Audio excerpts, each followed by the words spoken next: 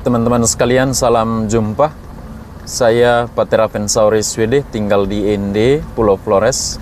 Sekarang sedang berada di Kabupaten Sika, terutama di Sika bagian timur, di wilayah Kecamatan Talibura, administrasi keagamaan Gereja Katolik. Ini wilayah Paroki Boganatar. Tadi malam kami tiba di salah satu kampung di Kecamatan Talibura ini, agak ke pedalaman. Lalu dari sana kami kembali ke Jalan Trans Flores untuk menginap di pastoran Paroki Boganatar.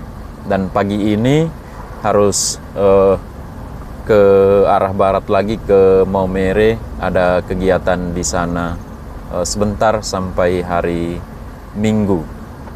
Satu hal, teman-teman, kemarin siang hingga tadi malam tiba, kami mengantar satu rehabilitan jiwa, seorang perempuan dari Rumah Singgah Samaria. Rumah Singgah Samaria itu khusus untuk merawatlah beberapa 20-an ya pasien gangguan jiwa. Dan yang kita antar ini, saudari ini dirawat di rumah singgah itu seperti pada video-video sebelumnya sejak Agustus 2023. Keadaannya ya menurut saya bukan hanya cukup pulih tapi sangat pulih, dan dia rindu untuk ketemu keluarganya. Pengelola rumah singgah mengizinkan dia untuk kembali ke kampung sebentar, lalu kita fasilitasi sampai di kampung, dan pekan depan ini hari Rabu kami akan jemput lagi untuk kembali ke ND.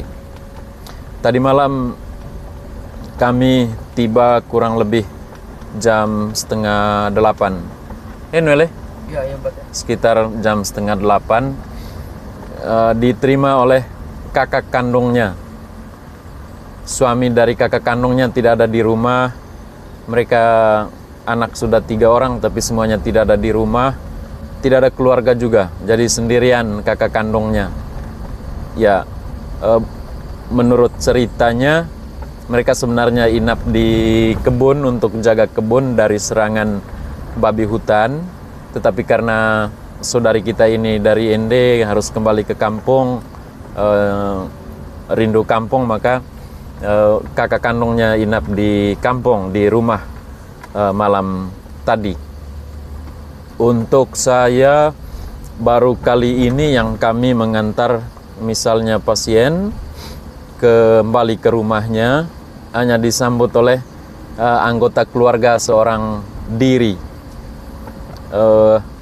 Maksud kita salah satunya ketika mengantar pasien seperti itu atau juga menjemput pasien jiwa, maksud saya itu mesti ada anggota keluarganya, dan anggotanya lebih banyak itu lebih bagus. Memangnya kenapa dan untuk apa? Karena masalah gangguan jiwa tidak banyak orang yang paham dengan benar. Ada stigma sosial, ada diskriminasi sosial. Itu kenapa? Lalu tujuannya apa? Tujuannya agar kita berikan edukasi kesehatan jiwa kepada keluarga, agar mereka memiliki pemahaman baru tentang gangguan jiwa, tentang orang gangguan jiwa.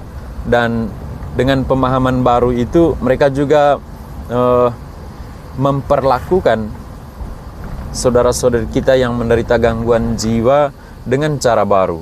Demikian juga soal merespons, soal berinteraksi dan sebagainya. Maka tadi malam kita minta kepada kakak dari pasien ini supaya ketika minggu depan, tepatnya pada hari Rabu, kami akan kembali ke kampung untuk menjemput pasien. Kita minta supaya keluarganya ada di rumah. Keluarga-keluarga dekat dululah, keluarga besar ya. Ya bisa disebut juga keluarga luas, atau beberapa orang yang tokoh yang berpengaruh di kampung, untuk kita berikan edukasi kesehatan jiwa kepada mereka. kita berjuang supaya pasien jiwa atau orang dengan gangguan jiwa berubah keadaannya dari waktu ke waktu saat dirawat dan saat minum obat.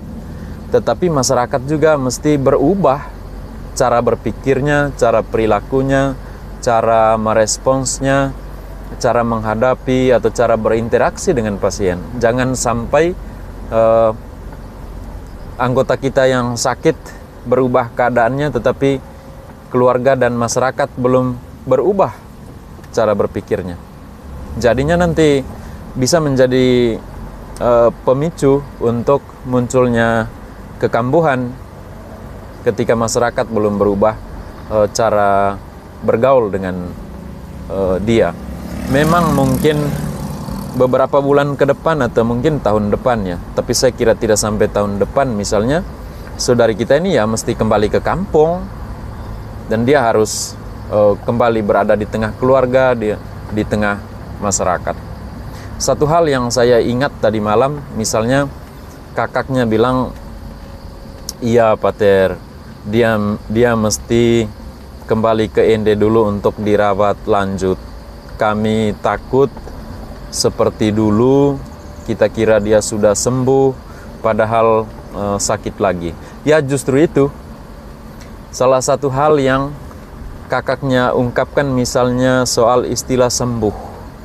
Apakah istilah sembuh itu bisa dipakai untuk saudara-saudari kita yang sakit, yang mengalami sakit akut, kronis, atau menahun? Istilah apa yang sebenarnya mesti kita pakai? Menggunakan istilah itu kan, penggunaan istilah itu kan pancaran dari pemahaman kita tentang sesuatu. Ya, kita ingin memberikan edukasi kepada masyarakat atau kepada keluarga ini.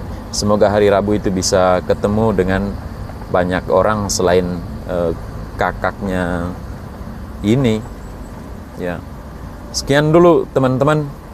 Kami melanjutkan perjalanan menuju Maumere. Kita lihat sedikit pemandangan di sekitar Boganatar ini, di Jalan Trans Flores. Ini indah sekali teman-teman. Saya kurang tahu ini nama hutan apa, tetapi di hutan ini dari paroki Boganatar tadi hanya sekitar 200 meter ya. Itu ada rumah, ada kampung, tapi setelah itu hutan semua. Kita melewati hutan. Iya.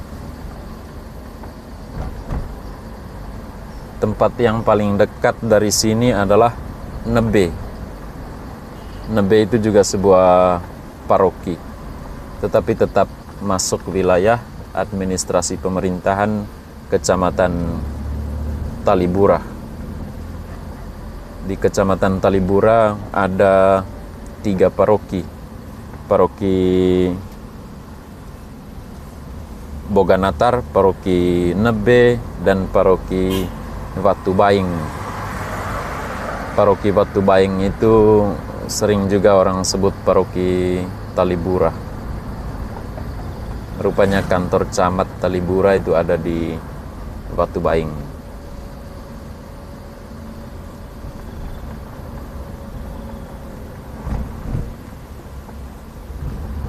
Abang Noel. Iya, Pater. Agak capek atau apa? Semangat. Semangat? Iya. Oke. Semangat ya? Iya, yang Pater. Tadi malam tidur aman? Aman. Aman, harus aman gak ya? Iya. Iya. Dan ada minum ini sedikit? Ya, ada minum sedikit. alkohol sedikit di malam. Oke, kita lanjutkan perjalanan teman-teman.